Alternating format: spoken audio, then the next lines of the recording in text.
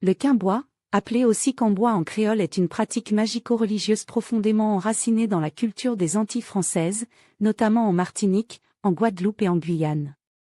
Comparable au vaudou haïtien, à la santeria cubaine ou au candomblé brésilien, il se distingue pourtant par son caractère unique, fruit d'un syncrétisme entre les traditions africaines, amérindiennes et européennes, marquées par des siècles d'histoire coloniale et d'esclavage. Le terme quimbois pourrait provenir du créole « tiens-bois », une allusion aux décoctions de plantes et de racines souvent utilisées dans les rituels, ou encore du mot kikongo kimbois, signifiant connaissance. Cette double origine reflète la nature du quimbois, à la fois pratique spirituelle et savoir ancestral. Les quimboiseurs, ou tchamboisais, sont les figures centrales de cette tradition. Solitaires et respectés, ils jouent un rôle de guérisseurs, de devins ou d'intercesseurs entre le monde visible et invisible.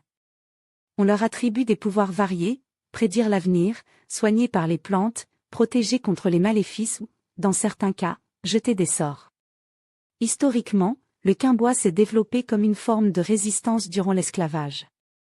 Les esclaves africains, privés de leur culte originel, ont adapté leurs croyances animistes en les mêlant au catholicisme imposé et aux savoirs locaux.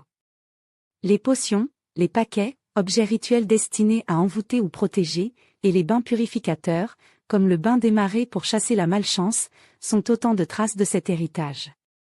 Malgré la répression coloniale, qui l'a souvent relégué au rang de sorcellerie, le quimbois a survécu, restant discret mais vivant dans les pratiques quotidiennes et les superstitions. Aujourd'hui, le quimbois fascine autant qu'il intrigue. Il incarne une identité antillaise riche et complexe, un pont entre passé et présent, où la foi en son pouvoir reste la clé de son influence.